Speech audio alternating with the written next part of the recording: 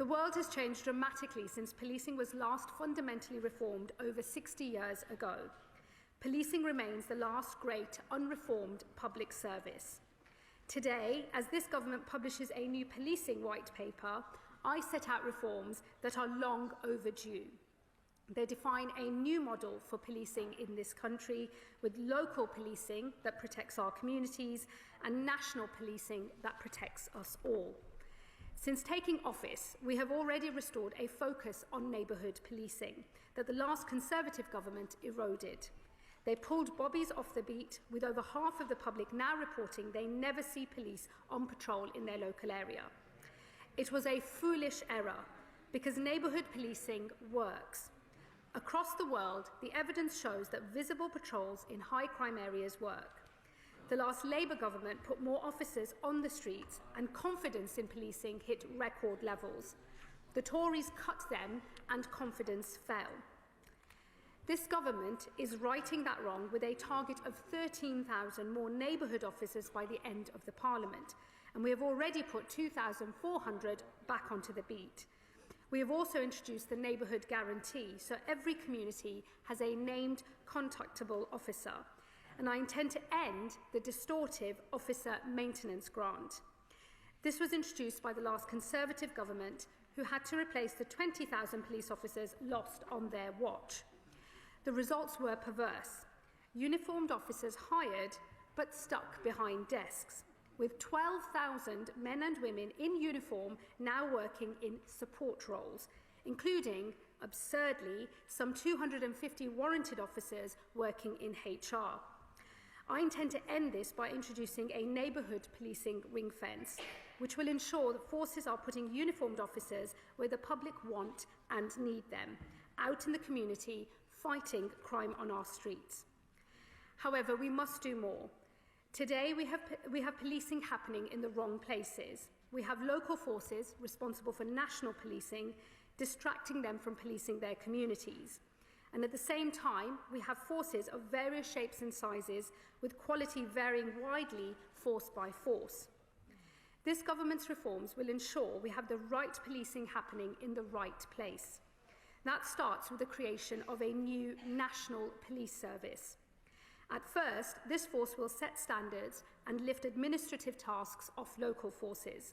But in time, it will draw in all national crime-fighting responsibilities, including counter-terrorism policing, serious organised crime and fraud.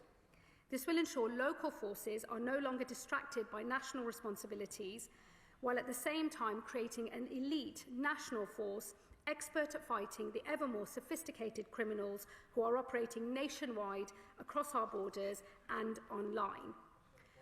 Alongside this new national force, we will replace the patchwork of 43 local forces that has remained almost unchanged since the 1964 Police Act.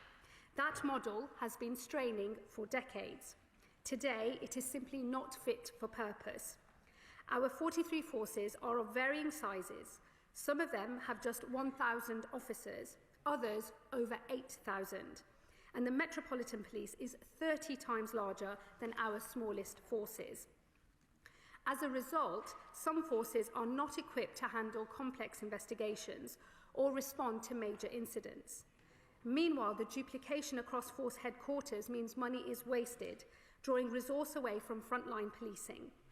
So we will introduce a smaller number of regional forces responsible for specialist investigations like murder, serious sexual offences and public order. And within these forces, we will introduce smaller local policing areas. These will be focused exclusively on local policing, tackling the burglaries, shoplifting and antisocial behaviour that too often go unpunished today. It is vital we set these new forces up in the right way. So I will soon launch a review to determine the precise nature of these new forces and the precise number. Its work will be completed this summer. Taken together, these reforms will put the right policing in the right place. An elite national force will tackle nationwide crime, regional forces will conduct specialist investigations, and local policing will tackle the epidemic of everyday crime. Our structures are outdated, and so is our adoption of the tools and technology that could make our policing both more effective and efficient. Criminals are operating in increasingly sophisticated ways. But in policing, in all honesty, our response is mixed. While some forces surge ahead with the results to show for it, others are fighting crime in a digital age with analogue methods.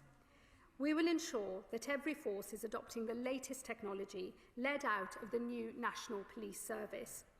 And this will include the largest ever rollout of live facial recognition technologies across England and Wales. We know this approach works. In London, in just 2 years, the Metropolitan Police have made 1,700 arrests, taking robbers, domestic abusers and rapists off our streets. When the future arrives, there are always doubters. 100 years ago, fingerprinting was decried as curtailing our civil liberties, but today we could not imagine policing without it. I have no doubt the same will prove true of facial recognition technology in the years to come. At the same time, we will launch police.ai, investing a record £115 million in AI and automation to make policing more effective and efficient, stripping admin away to ensure officer time can be devoted to the human factor that only a police officer can provide. Common standards apply both to the technology we use and the quality and performance of our officers. We must and we will set and maintain the highest standards. We have already introduced new vetting requirements, enabling forces to dismiss those who fail vetting checks.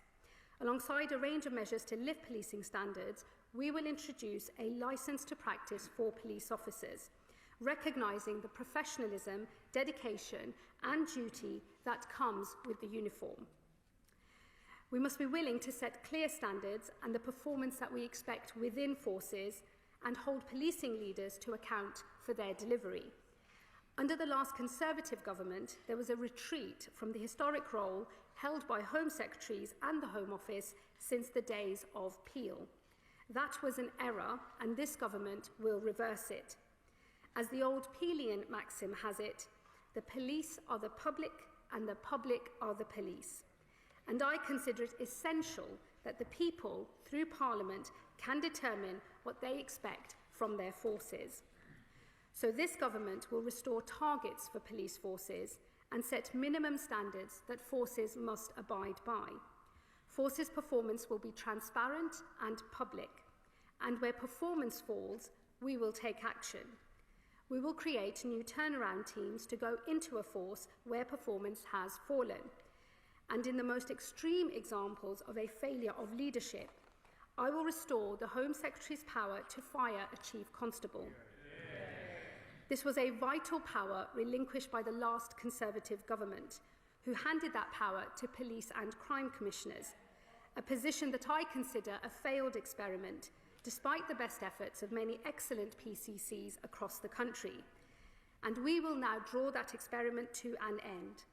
Local accountability and governance will remain essential, and it will continue to be provided by mayoralties or local crime and policing boards. Mr. Speaker, taken together, these are without question major reforms, a transformation in the structures of our forces, the standards within them, and the means by which they are held to account by the public. These are the most significant changes to how policing works in this country in around 200 years. The world has changed immeasurably since then, but policing has not. We have excellent and brave police officers across the country. We have effective and inspiring leaders across many of our forces, but they are operating within a structure that is outdated, making the job of policing our streets and protecting our country harder than it should be. I began by quoting Peel's declaration that the country has outgrown her police institutions. He went on to argue that the safest course will be found to be in the introduction of a new mode of protection. Now, as then, it is time we had the bravery to pursue a new mode of protection and a new model of policing, with the right policing in the right place. That means local forces protecting their communities and national policing that protects us all. And that, Mr. Speaker, is what this government will deliver, and I commend the statement to the House.